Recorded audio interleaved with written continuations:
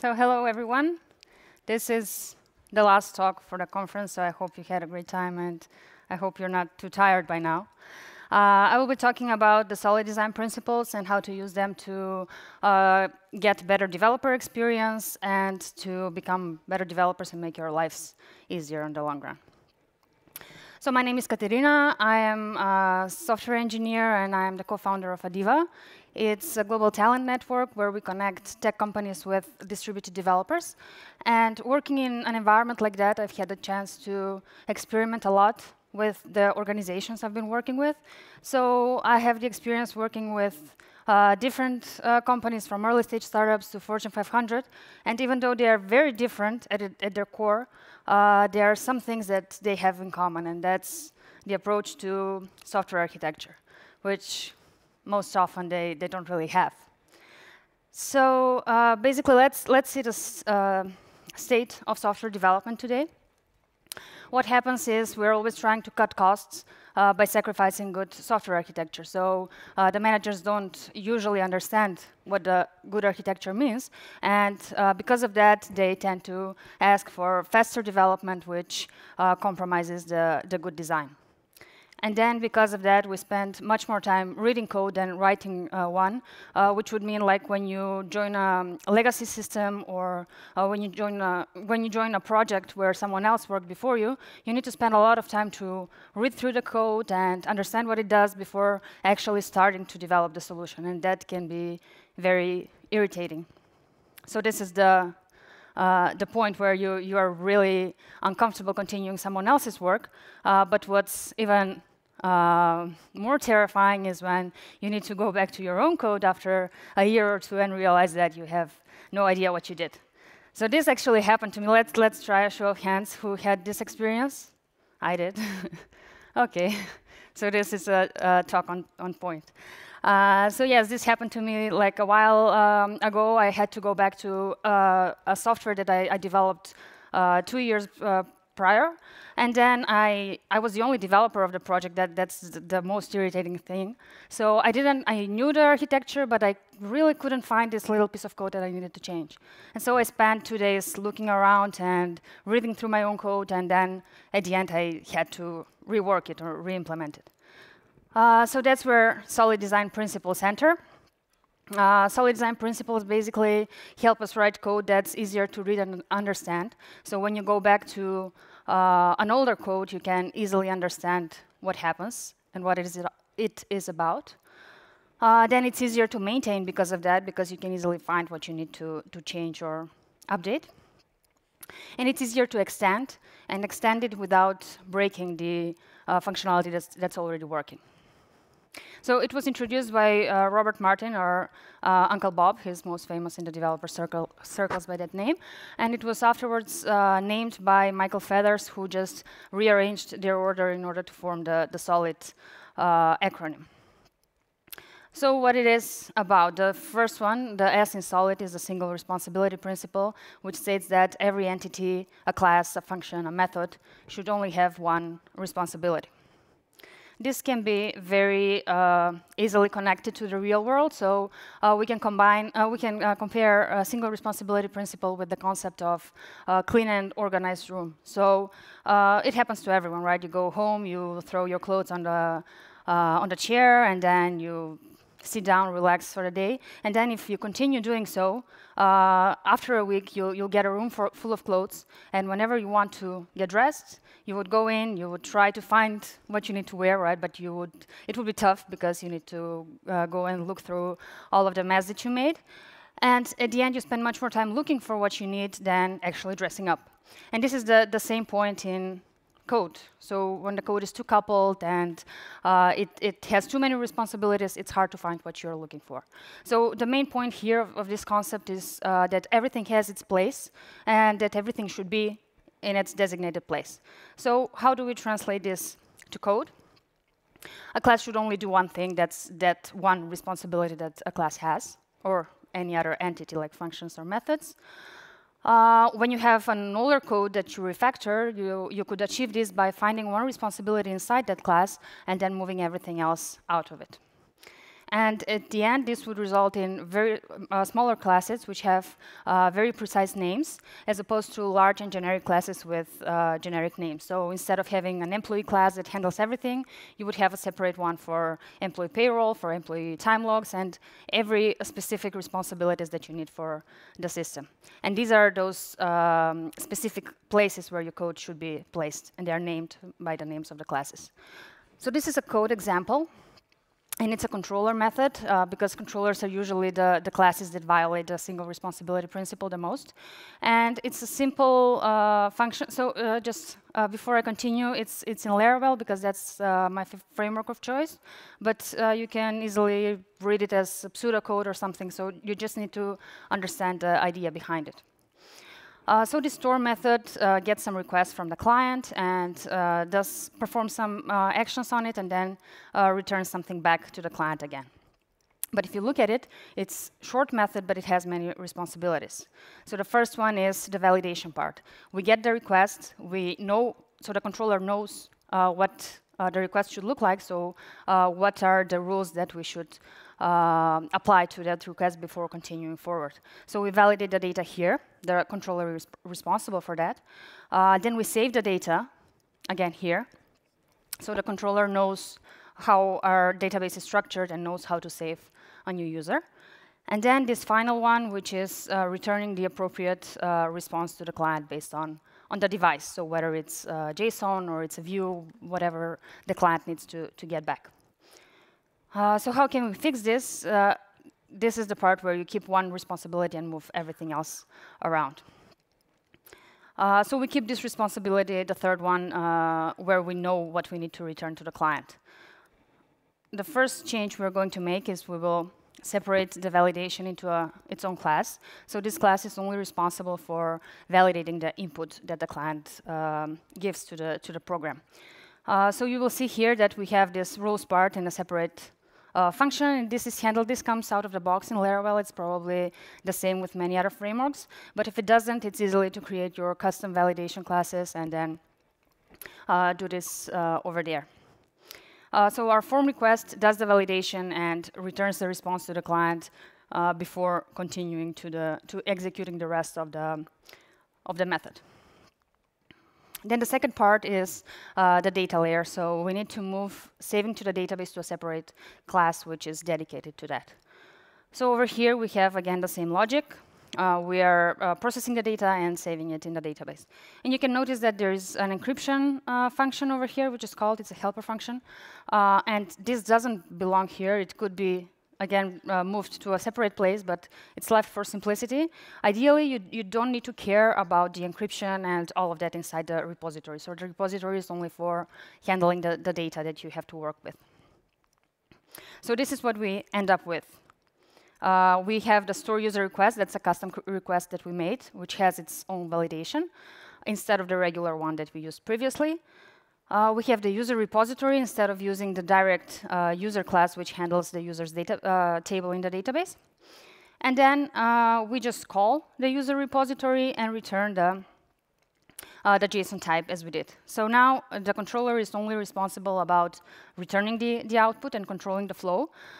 So we know what we need to return, and that's the only thing we need to know about our program. Everything else is just delegated to some other functions, and we know that they can do it better. I'm sorry for that. So this is the second one, the O in solid. It's open-closed principle. And this one can be a bit confusing because it has a bit of an unintuitive name. But it's very simple if you get to the basis of it, and it can save you a lot of time in development, much more than...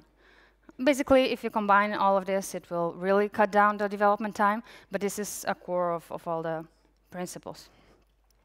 So this solves for this problem. Now, how many of you have had a problem like this? Fixing a bug in one place and then breaking 3 other things in other places. I can't really see, but I guess there are a lot of you.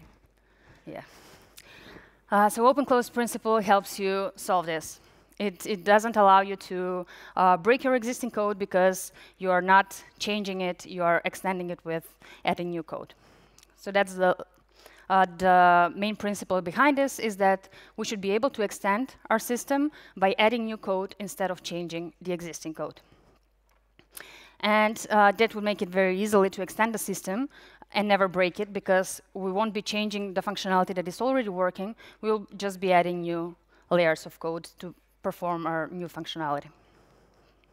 A good example of the open-close principle are the open source libraries. So when we use an open source package, a library, we install it, but we never change it in the core, right? We develop a code around it, which communicates with the library and does what our program needs to do. But we never go inside the code and change their logic so that it can work for our needs. And that's what makes the open source libraries so resistant, because they are tested by so many users, and at the end they are so stable that they can hardly be broken. And that's the thing that you want to achieve with your own code. So with the open close principle, that's how you want to develop your code. So this is another code example. This is a segment of payment processing in some e-commerce website or wherever you need to process different payment methods. And it always starts like this. So we have two types of payments if you go with a simpler approach. So at the beginning, you always cover two payments, let's say credit card and PayPal payment. And then down the road, you always need to add something new. So over here we have two methods that we call. If the type that we get from the client is credit, then we use pay with credit card. Otherwise, we use pay with PayPal. Both are methods on the same class that's called payment. Over here, there's a mistake in the code, so this type should be got from the request. It's not a variable separately. So what happens? This is our class. Right now, it only has two methods, pay with credit card and pay with PayPal. And now our client comes and says, OK, now I need wire payments. How do we do that? You think about it. It's not a big deal. You just add one more condition in your controller method, right? You add one more method in your payment class, and that would do the trick. But after that, you can think of many new different types of payments. So your client can come and ask for cryptocurrency payment, or can ask for cash on delivery, or Stripe payment. You can think of many new varieties. So if you continue like that, you will have a lot of changes in this function and in this class, and everything will be so coupled together that you will end up breaking one thing by changing another. And this is the problem that this principle helps us overcome. So how should we do this? We should separate all of the behaviors in separate classes so that each one is handling separate methods on its own. And to do that, we will be using the strategy pattern. It's a behavioral pattern, and it will initialize our classes on the runtime and execute the proper method. So to do that, we have a payable interface. That's our interface that all of our classes need to implement in order to be able to process the payment. And then we have three different classes, all of them implementing the pay method, and all of them do their magic inside that method. So everything is separated in its own class. At the moment, it's credit card, PayPal, and wire. We can add as many classes as we want. This is our factory. So our factory is only responsible for initializing the payment class, and it gets the type which is sent by the client, and based on that, initializes the proper class and then returns a new instance. So that's the only thing that this class does. And if we need new payment types, we just add new rules for initialization over here. And this is how our pay method would look like now. So it's only 2 lines of code. It should probably have a return statement over there, which is missed. But in any case, what it does, it delegates everything to the factory. So it says, OK, give me the proper instance of a class to execute this, and then just execute the pay method on that class, because I know that the class should have the method because it implements the payable interface. So with this, you are able to isolate everything in separate classes, and you can always add new features by adding new code instead of going ahead and changing everything that you have developed. And this helps you keep the core of your system strong and test it over time, so that at some point you can get to a phase where it cannot be broken by new changes and new features. This is the third one. It's Liskov substitution principle, and it complements the open-close principle very, very well. So let's look into a real-life example first. So it's like when you learn to drive, you use a certain car, and then you go out and you want to drive your own car, right? You should be able to do that just because you have the same driving interface inside. So you have the brakes, you have the wheel, you are able to drive no matter it's not the same car. So the main concept over here is that in code, you should also be able to substitute things that have the same interface and be able to use them without breaking the system. So that goes for inheritance. If you have a class that inherits another class, then it should be able to replace the parent in every instance of the code without breaking it.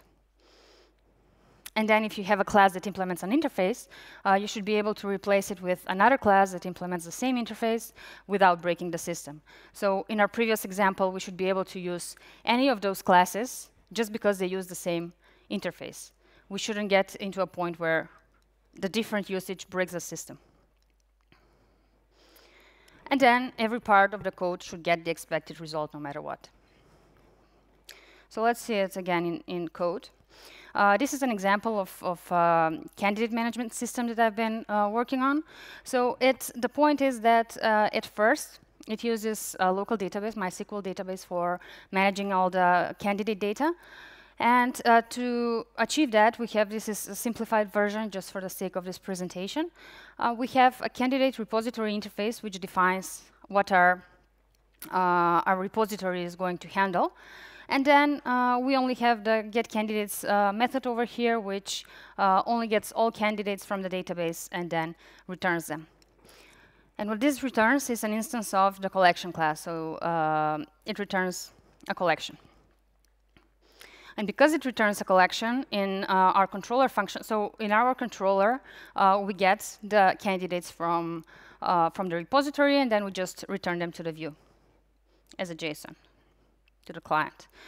So we are able to call this to JSON formatting just because our response is a collection.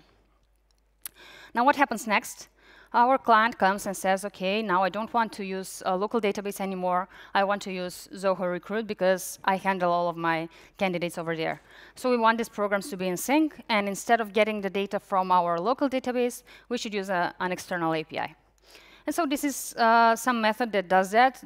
All of these operations they have to be there just because you need to manipulate the Zoho, adapt the Zoho response to be able to use it. So after that, you have a prepared response, and then you return it to the client. And what happens here, after we adapt it, we forget that what we used before because our MySQL structure returns a collection out of the box. We don't even think about it. But over here, it's intuitive that we will use an array, we will operate with the things, and then return what we have. And we don't even consider how it worked before. And if we go back to our controller method, we'll see that now we have this exception. So we are trying to call a function on an array, and that function doesn't exist. So this is the core concept of the Liskov substitution principle. It states that, so yes, these two classes implement the same interface, they have the same functions, they basically do the same thing, but they don't return the same format. So how do we fix this? This is a helper function. It just transforms the array into a collection. And then if we do that, everything would continue to work. Now, this might be different because there are static and dynamic languages, so somewhere you can control the return type better. But in these concrete examples, this is the approach. And what can we fix is we can tell the function that it needs to return a collection, and then based on that, implement all of the methods that will implement this same interface. But even if this is not the issue, there is a second scenario which can cause violation of the Liskov substitution principle, and that's this one. So what can sometimes happen if we don't have any candidates in our database or in our Zoho system, we check if the response is empty, and then if it is, we throw a new exception. And again, this would fail the system because it doesn't expect an exception. It's not able to catch the exception because previously it was only working with collections. So again, the list of substitution principle is not something that you can code and you can use code to fix, but it's something that will cause you to think about what you are working on, to be more mindful when you program, and to take into account the return types and what your program does and what it expects, so that you can program the right thing and return it.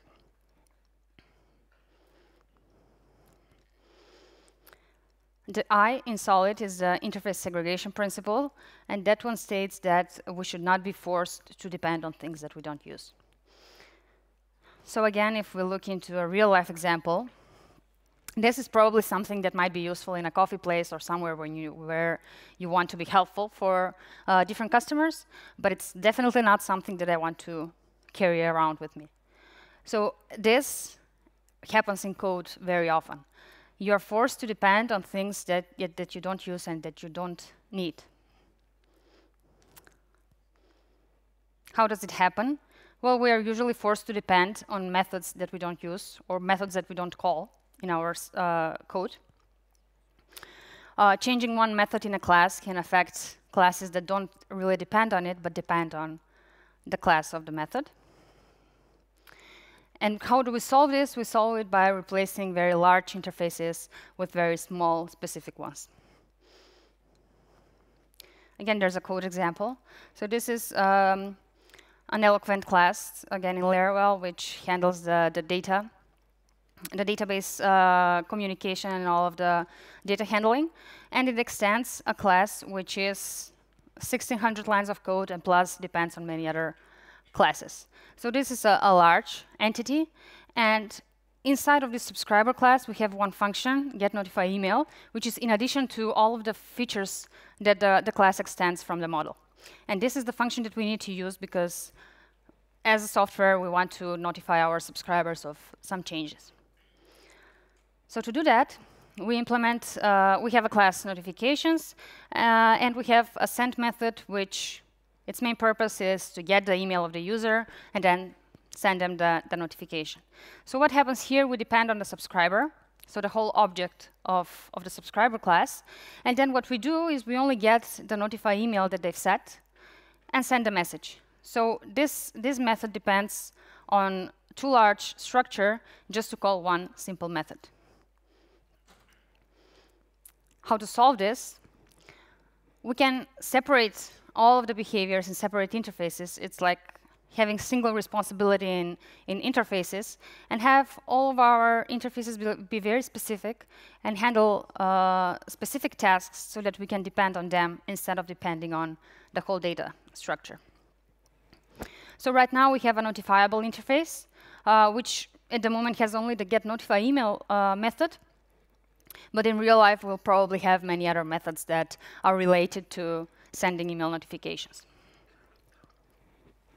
Our notifications class would now depend on the notifiable interface instead of depending on the whole subscriber. And what this means is that it only depends on the method it needs. It only depends on the getNotifyEmail because at the moment that's the only method that we have in this interface.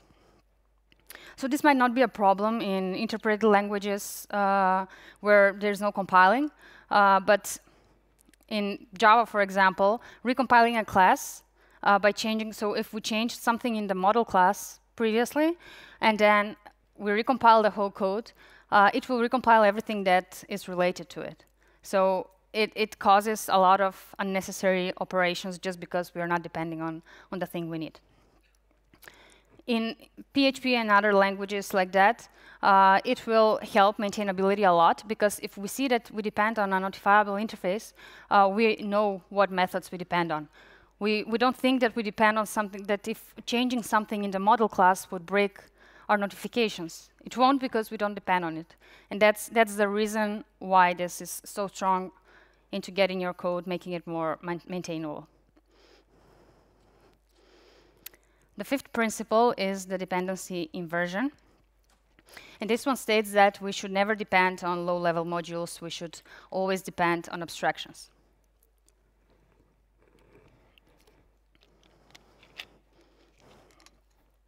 This is a nice example again.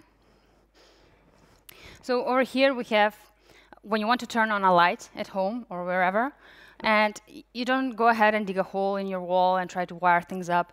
You have a simple socket and you use it like an interface to get the lights on. And it works. You don't care how it works. It just works and you rely on it. And that's something that we need to translate in code and rely on things that we know they work instead of trying to do the things again all of the time. So the dependency inversion states that you should never depend on anything concrete. You should only depend on abstractions. The abstraction here is the socket that you use to turn the light on. The concrete implementation is the wiring. So whenever you do, like, you save things in the database inside your controller, think that you're trying to wire things up to turn on a light.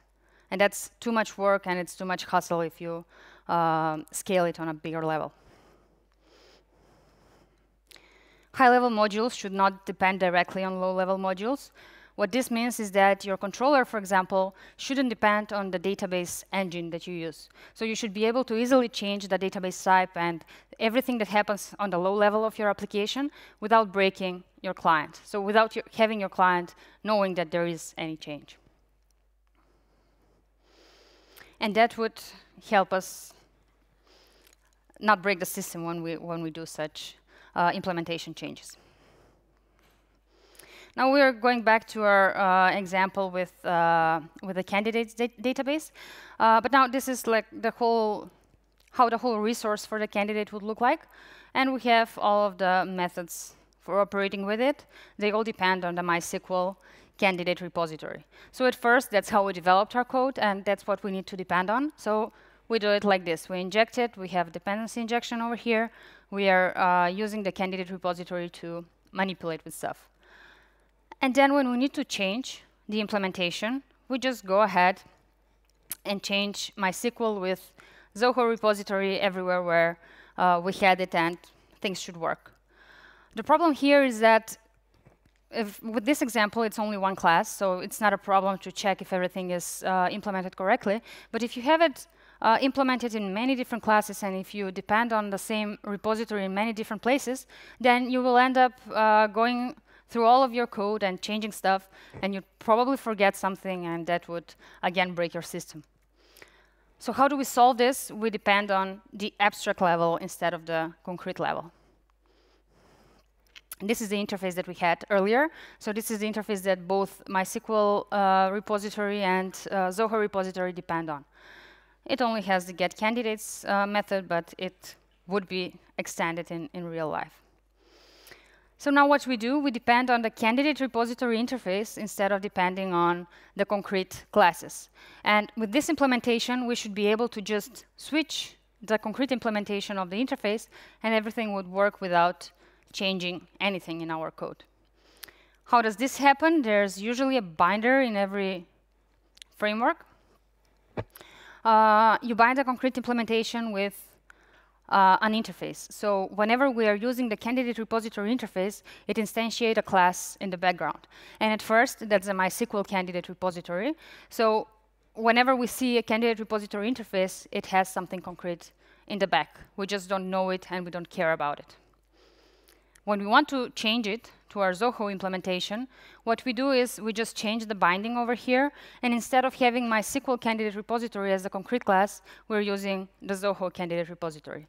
And now only by doing this simple change, things would work out of the box. So everywhere in our code where we used MySQL to manage our candidates, we would be able to use Zoho without noticing it.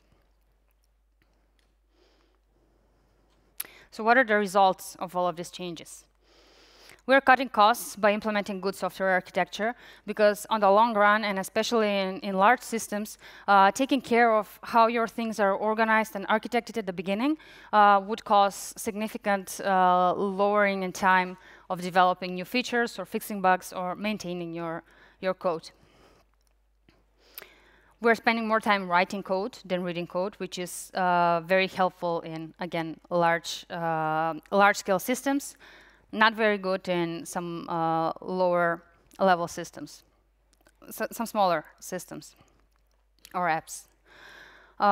We can easily continue someone else's work. And we can easily go back to our own project that we did a year ago without feeling ashamed of it. So this is all great, and it helps a lot, but it comes with some drawbacks at some times. So here are some things that we need to be cautious about when we work with Solid. So Solid design principles are not rules. They are just principles, and they are your guides about how to do things better. They don't force you to do something in the way it's described. And that being said, you should always know your trade-offs and use common sense when you apply it. Because if you're working on a simple app, it doesn't always make sense to over-architect it and use repositories if you can quickly do it by direct database connection. Also, the trade-offs are spending more time writing code than reading it. You don't really spend much time reading code if it's a small piece of code, right? If it's a simple application. So you can easily find your way without spending more time writing good code and implementing the solid design principles. You should avoid over-fragmenting your code. There was an example of this person that posted a question on Stack Overflow, saying that their team lead insisted on using Solid so much that they ended up with a lot of classes that had very tiny responsibilities. So they depended on so many things, which made the code very unmaintainable. And this is something that we're trying to avoid with Solid, not something that we're trying to achieve with Solid. So if you feel like it introduces unnecessary complexity and that you can't handle it, then it's probably either done the wrong way or it's not suitable for the type of the application that you're building. And this is the point on that, so you shouldn't try to achieve Solid. You should use Solid to achieve better developer experience and achieve code that's easier to maintain, easier to extend, and understand as a developer. This is a great example on the simplicity, and it probably will cause some of you to roll your eyes on that, but it's really good because Peter Levels is the person behind Remote OK. It's a very large community, and apparently it generates over $2,000 a day, but it only has an index.php file. And that's probably too simple, and I wouldn't advise going to that direction that much. But essentially what it says is that you shouldn't overcomplicate stuff. Sometimes things just work, and they are supposed to work that way. So every scenario has different setup, and you should consider it, and you should be able to use it for your own needs. So to recap, Solid helps you achieve code that's easy to maintain, extend, and understand. Basically, it helps you achieve code that's easy to maintain and extend just because you can understand it better and you don't need to spend a lot of time reading it. Spending more time writing than reading code. And you should always know your trade-offs and use common sense. And this is the closing one that I want to end with. Solid is your tool, it's not your goal, so you should use it as such and not exaggerate with it. So that would be all. Thanks a lot.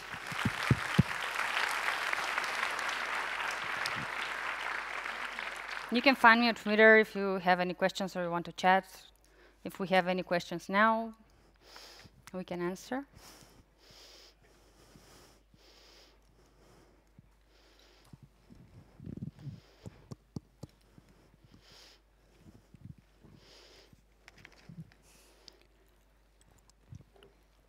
I don't really see anything from here.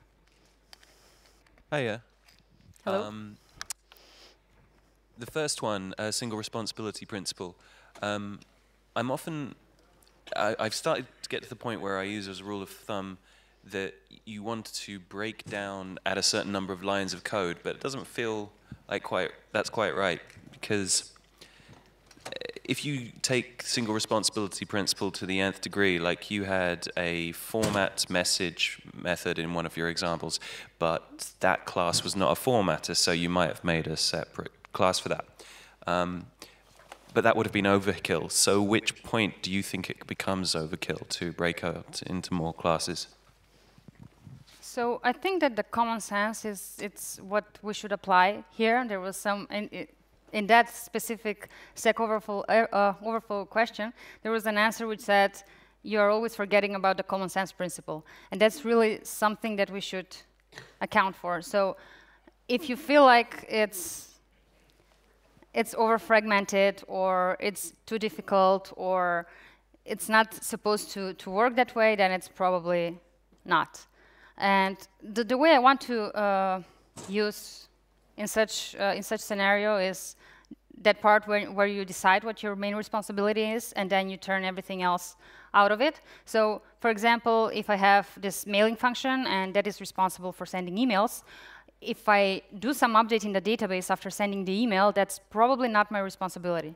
So for that, I will call a separate class. But if, for example, I don't know, I set the email that I will use to send the message, then it's still my responsibility. So it probably takes the habit as well, and working with it, getting used to it, to be able to find when it's the right choice and when it's not. But yes, for starters, that's how I would do it. Just pick one thing and get everything that relates to it inside, and then move it out of it. I also had a question once about the resources. People usually, there are some people who try to split, like create and edit parts so they can introduce some reusability. So they asked, what do you think, is it complying to the single responsibility principle? But I think that if we head that way and we start to separate all of those behaviors, it would sometimes become too much of a hassle, and it would just not work. So there should be some balance, and we should all try to find it in our own specific scenarios.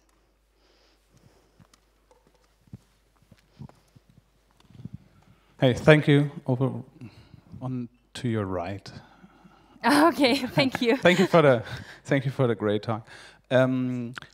How do you train these principles or the ideas behind that to your engineers?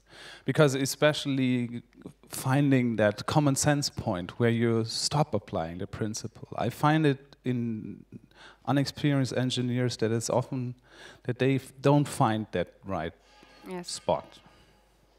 Well, it's usually if they're not experienced, but they are part of a bigger team, then there's always someone who could help them and guide them. But I think that you train it over practice. You cannot train it in theory, because you can never apply it well if you know the theory. So basically, a lot of practice, just like any type of code that we do. When we start, we are bad at it, and then it becomes better over time. So you pair with them, sit next to them, find examples. Yeah, okay. Thank you. Thanks.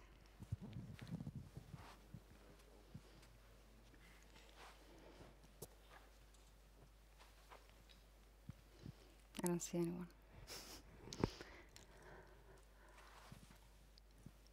Is there any other question?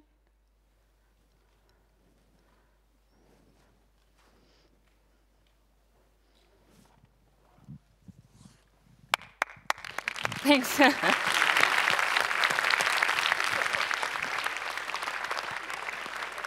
Thank you.